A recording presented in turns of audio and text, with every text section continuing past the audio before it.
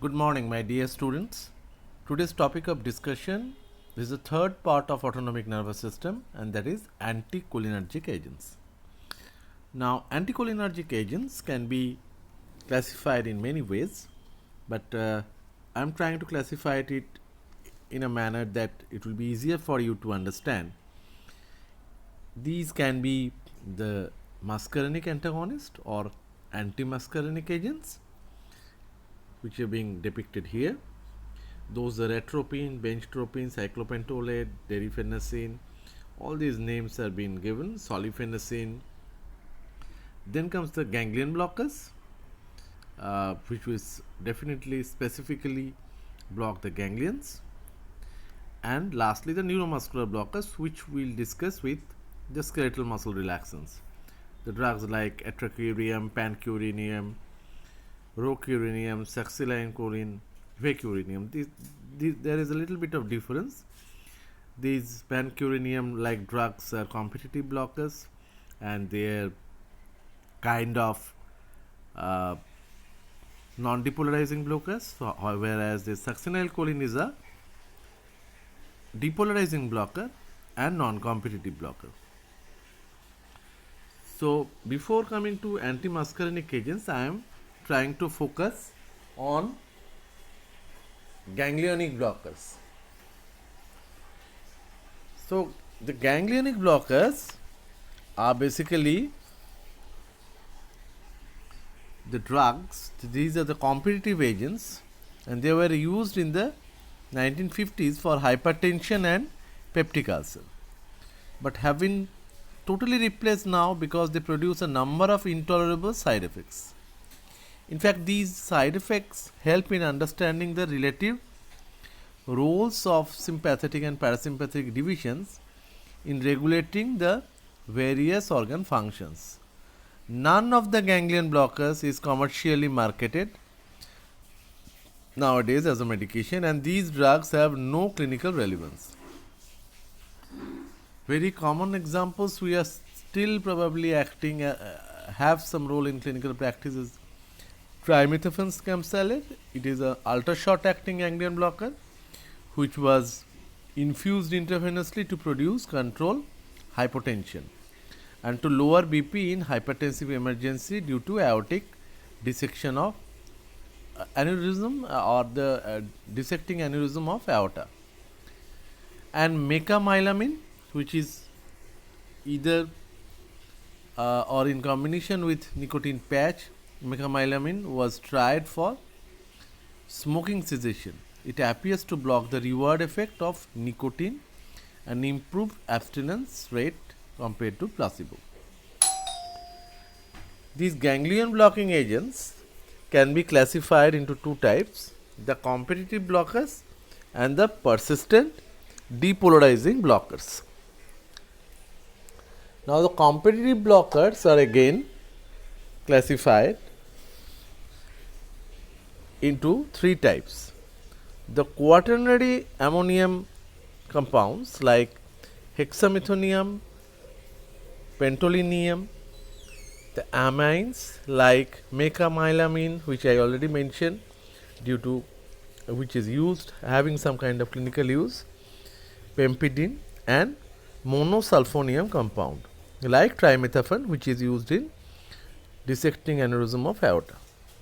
Whereas persistent depolarizing blockers are nicotine in the large dose. In the initial dose, in the small dose, nicotine works as a ganglion stimulator, but later on, in a higher dose, in a long-term therapy, nicotine will act as a blocker. And the anticholinesterases, which are also going to be ganglion blocker in very large dose. So, these are in brief a little bit about the ganglion blocking agents.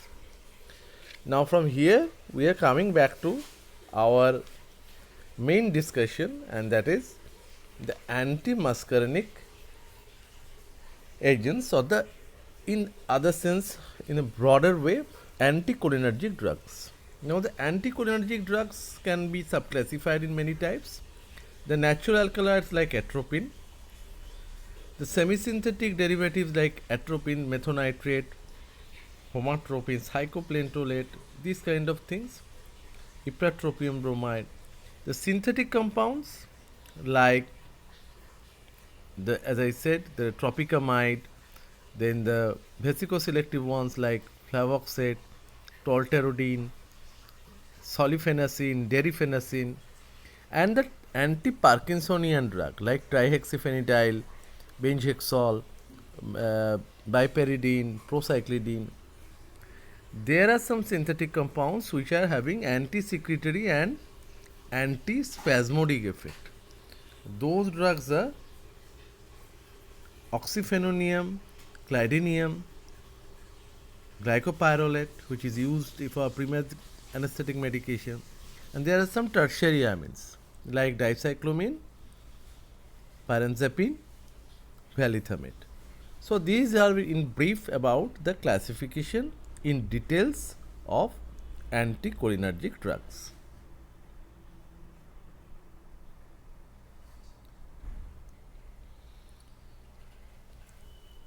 So what are in brief are the therapeutic uses of these anticholinergics? Because as I said before, that if you know the physiological function of the cholinergic agents, it means the blockers, the antagonist, will just have the opposite action. As acetylcholine is causing constriction of pupil, so the atropine or the anticholinergic drugs will cause the dilatation of the pupil. The autonomic control of iris muscles and the action of mydriatrix, these are basically just the opposite to that of acetylcholine. Topical instillation of atropine causes mydriasis. Its action lasts for 7 to 10 days. There is abolition of light reflex, and cycloplegia will be lasting for 7 to 10 days. So there is a chance of photophobia. And in case of glaucoma, you should not prescribe a drug like atropine because it will increase intraocular tension. So this is basically called contraindication. Now there are a few terms which you have to know. One is called therapeutic uses or indication. That means in the clinical condition where actually you want to prescribe a drug. Like atropine is used in organophosphorus poisoning or in bradycardia. The adverse drug reactions or side effect, like atropine causes dry mouth, tachycardia. So these are adverse drug reactions. The contraindications, where you cannot prescribe the medications, like in primary glaucoma, open angle glaucoma, you cannot prescribe atropine. So that is called contraindication. So you must be quite accustomed with these three terms: therapeutic use or indication, the contraindication, and side effect or adverse drug reactions. The drug like benztropine is or trihexyphenidyl. These type of drugs are used in case of drug-induced Parkinsonism. In case of Parkinson's disease, there is a lack of dopamine. So Parkinson's disease, idiopathic Parkinson's disease is a little bit different, but in case of drug-induced Parkinsonism, there are some drugs like metoclopramide. Metoclopramide is an antiemetic drug. A drug like chlorpromazine, will see that they will block the dopamine 2 receptor which is present in that particular zone, at the zone of substantia nigra in the CTZ, not in the substantia nigra, rather in the CTZ, and I mean it crosses blood-brain barrier in the vomiting center of medulla, and while doing so, it will block the function of dopamine. The dopamine is present in the adequate amount, but it will not be able to bind with its receptor, and hence there is a problem of drug-induced Parkinsonism. And in those cases, you can use trihexyphenidyl. So we'll again probably discuss it while discussing therapeutic problems.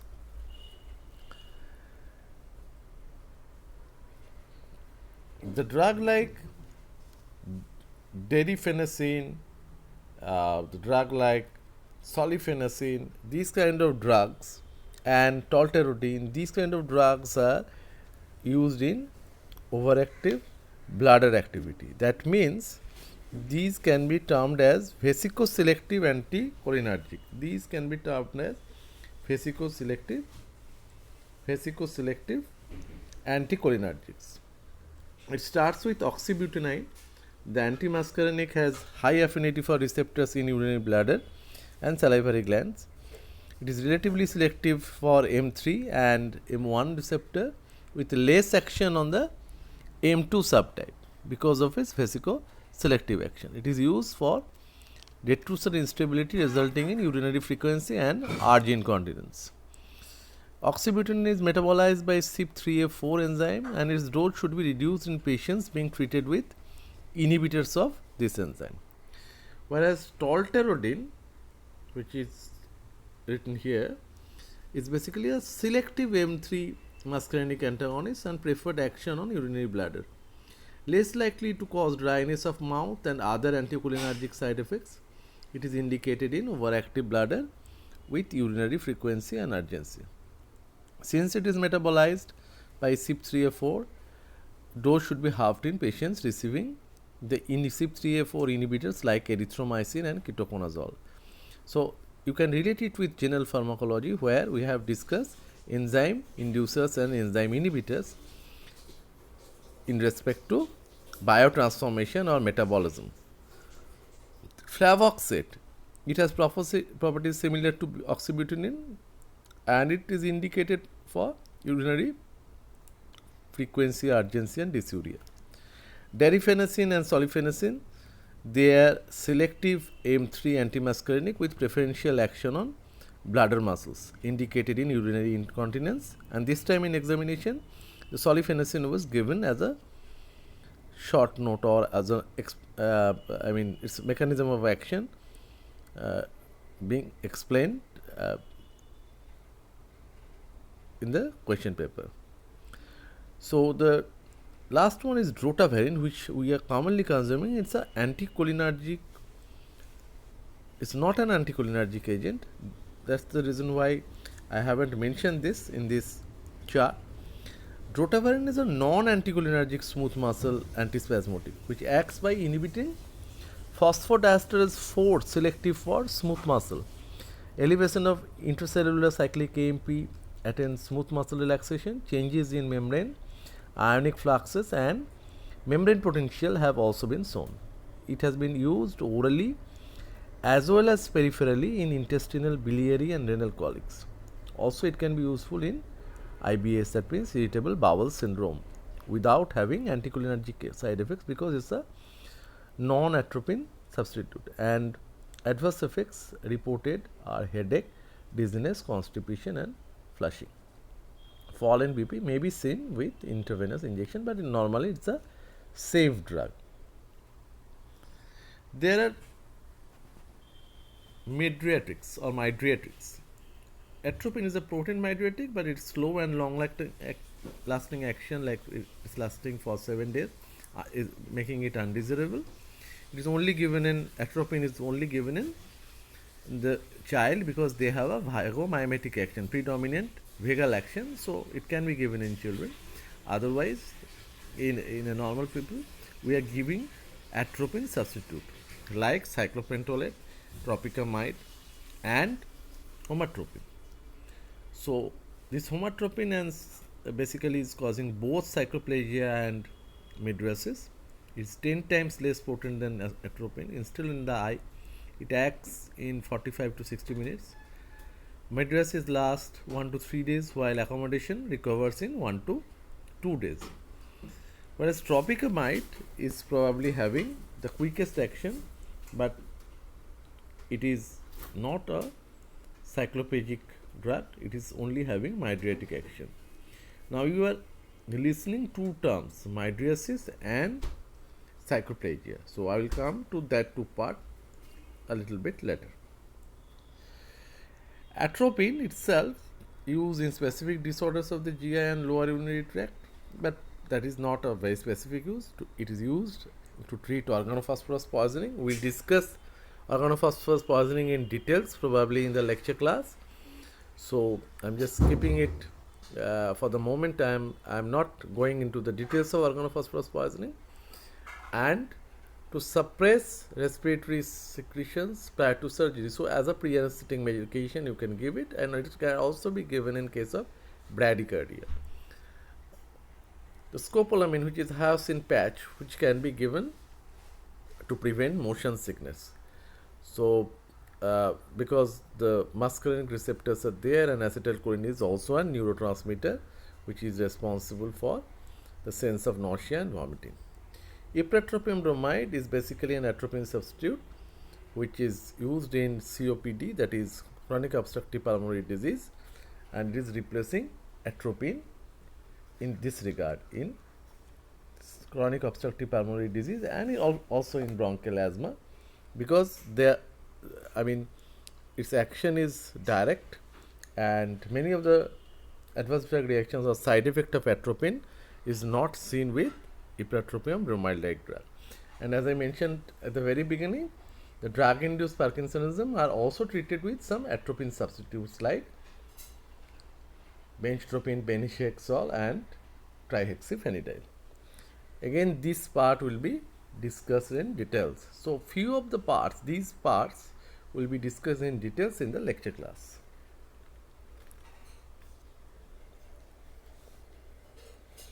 Now, while saying this slide, many times I have used the term atropine substitute. What do you mean by the term atropine substitutes?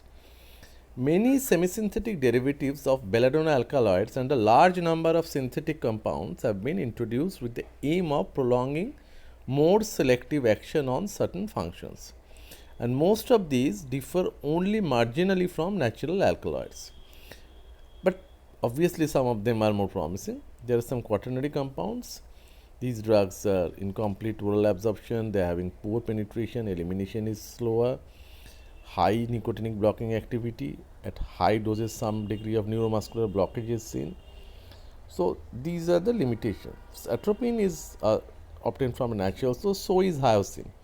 Atropine is obtained from Atropa belladonna, hyoscine is from Hyoscyamus niger.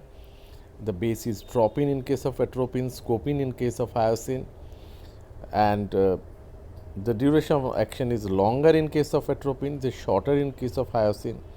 Anti-motion sickness is seen better with hyoscine in comparison to atropine, because its penetration in the CNS is lesser in comparison to hyoscine. The CNS effect of atropine is excitatory, but in case of atropine substitutes, you will see the many of the adverse drug reactions were lesser in comparison to atropine, and many of them is being discussed here in therapeutic uses. They are having a specific action, and that is the reason why those drugs are preferred over atropine, like glycopyrrolate, which is the name was not given here, but that drug is given as a pre-anesthetic medication because it is not causing tachycardia. Atropine causes tachycardia. It is not causing tachycardia, and its penetration to CNS is also modulable in comparison to atropine. Ipratropium bromide, in case of bronchial asthma, it is also replacing atropine because atropine causes decrease in the secretion and also the tachycardia. So all these side effects are being there. So the atropine substitutes are, it is one of the atropine substitute which is preferred in case of bronchial asthma and COPD. Some of the drugs like tropicamide, its action is only lasting, it is given in eye, so it is replacing atropine. The action of atropine will last for 7 days. So who will take the risk? People are prescribing drug like tropicamide and homatropine. Homatropine action will last for 1 to 3 days. So these are the different reasons for which many of the atropine substitutes are replacing atropine as a drug for different problems related to different organs. Now, if I am coming back to the previous slide,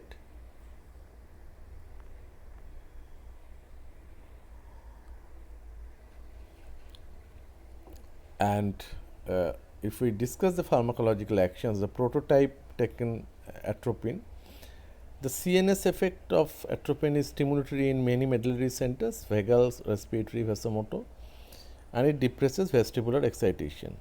It's blocking the relative cholinergic overactivity in basal ganglia. In CVS, it has the most prominent effect and is causing tachycardia. That is the most important thing.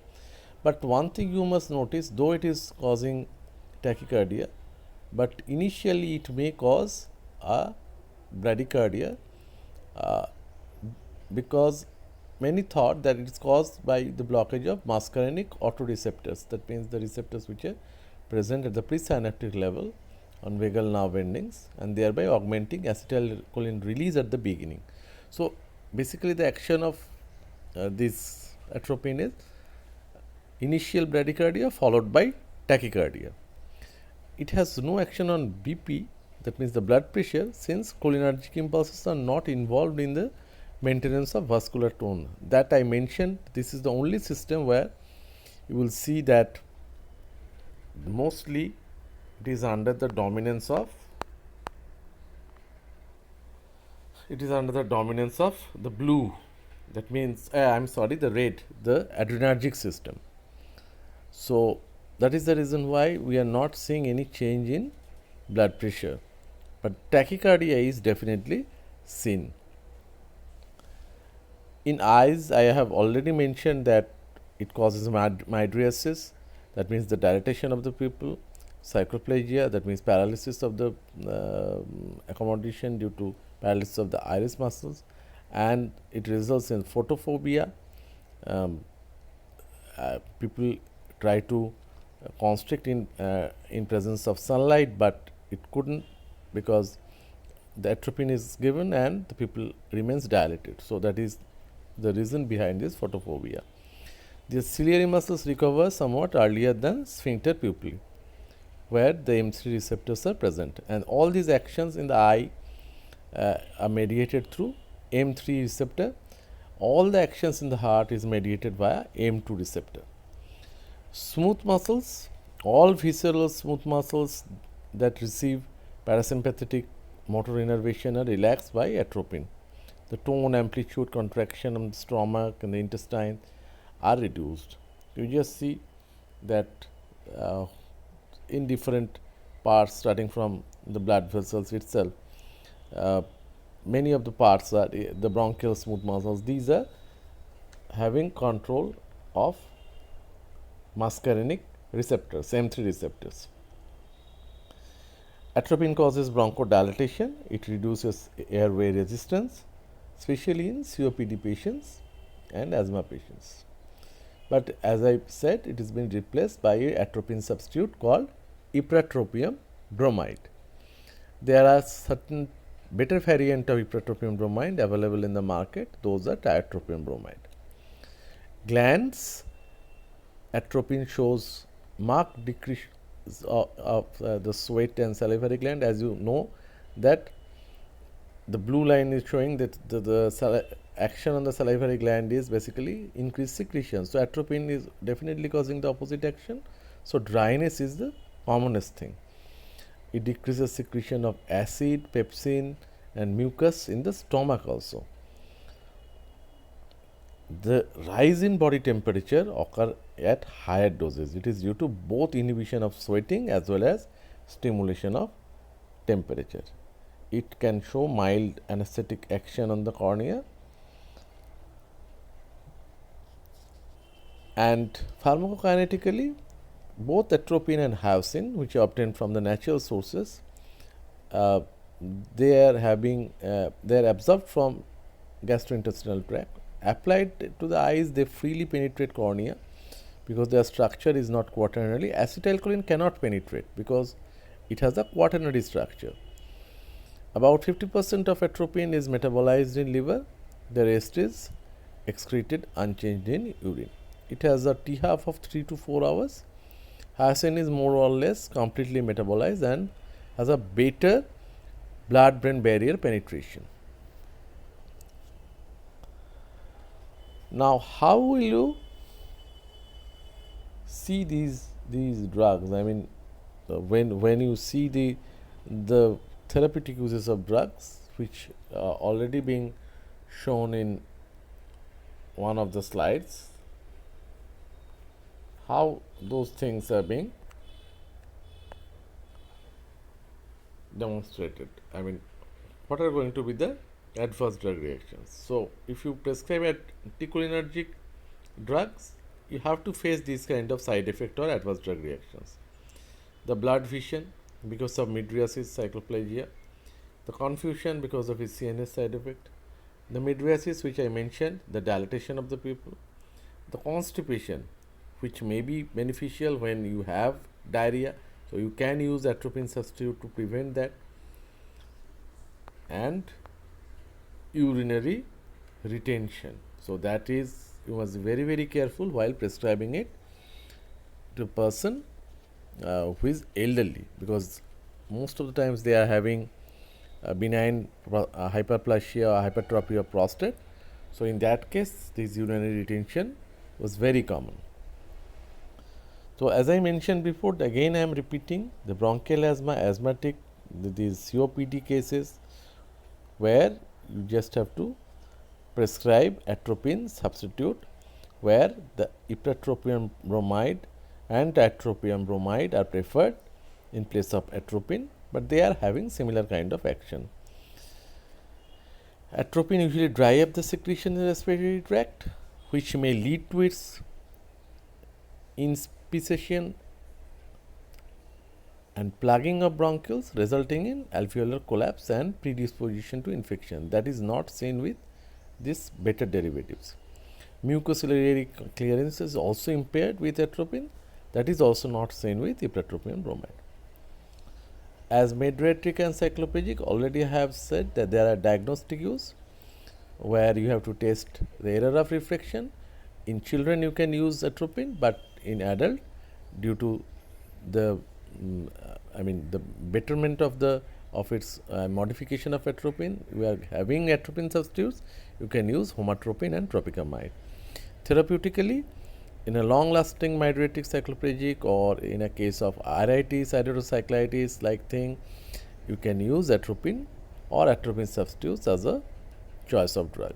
As cardiac vagolytic, it's a very useful drug and it prevents sinus bradycardia and partial heart block, especially in patients with increased vagal tone and in some cases of myocardial infarction and digitalis toxicity.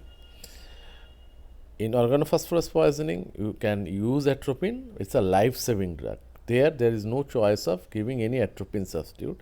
Atropine is your drug of choice. For central action, in drug-induced Parkinsonism, which I have explained, it is not about the lack of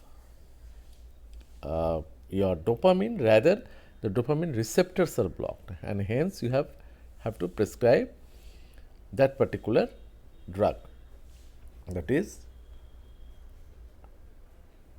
benztropine, benzhexol or trihexyphenidyl. In the motion sickness, you can prefer the drugs like the natural drugs like hyoscine. Now, the toxicity of atropine is always there, and the diagnosis can be done by giving methacholine or neostigmine, and you see the falls to induce typical muscarinic effect, and you know that patient is probably having atropine poisoning, or it is called belladonna poisoning. If that thing happen, these adverse drug reactions are tolerable and we can accept that. But in case of belladonna poisoning, there will be dilated people. You will see these things, the photophobia, dilated people, increase in heart rate, even the hypotension, cardiovascular collapse with respiratory depression. But you have to treat this case. And gastric lavage should be done with tannic acid. That is, the KMNO4 is not going to be ineffective in oxidizing atropine. Hence, the patient should be kept in a dark, quiet room, cold sponging, or ice bags are applied to reduce body temperature. Physostigmine, which is basically a cholinesterase inhibitor, that means indirect acting cholinomimetic drug, and it crosses blood-brain barrier because of its tertiary structure. Again, this will be discussed in your lecture class, the comparison between physostigmine and neostigmine. So, this physostigmine at 1 to 3 milligram dose subcutaneously or intravenously antagonizes both central and peripheral effects, but has been found to produce hypotension and arrhythmia in few cases. Neostigmine does not antagonize the central effect because it has a quaternary structure, so it cannot cross the blood-brain barrier. Other general measures should be taken like assisted respiration, maintenance of blood volume, diazepam to control convulsion. So, whenever you have to control convulsion, whether it is atropine poisoning or just the reverse of atropine poisoning, is organophosphorus poisoning, in both the poisoning, to control convulsion, you have to give that sedative hypnotic or anticonvulsant drug or anti-seizure drug. The name of the drug is diazepam. And what are the contraindications where you should not use atropine? You should not use atropine in individuals with a narrow iridocorneal angle, that means with congestive glaucoma. So, in high intraocular tension in elderly people, they are already having high intraocular tension, atropine is absolutely contraindicated, and caution is advocated in elderly males with prostatic hypertrophy. Otherwise, there is always a chance of urinary retention, and to overcome that urinary retention, then again you have to prescribe some cholinergic drugs like carbachol, bethanicol. So, atropine will show you the actions just the reverse of that of cholinomimetic drug like acetylcholine, physostigmine, neostigmine. Atropine will just show the reverse action. Its interaction with most of the drugs is slowed because atropine delays gastric emptying. These results in slower absorption and greater peripheral degradation of levodopa. Less of it reaches the brain, and this does not occur when a peripheral decarboxylase inhibitor is combined. Antacids interfere with absorption of anticholinergics, so better to be avoided with this. Antihistaminic tricyclic antidepressants may show some kind of additive side effects occur with atropinic drug, and MAO inhibitors, that is monoamine oxidase inhibitors, may interfere with the metabolism of anticholinergic antiparkinsonian drugs, and it may lead to delirium. So, these in brief are about the atropine substitutes, atropine, the anticholinergic drug as a whole, its physiological action, its therapeutic uses, and its adverse drug reactions. So, with this I am concluding the third part of our topic of discussion, that is autonomic nervous system. Thank you so much.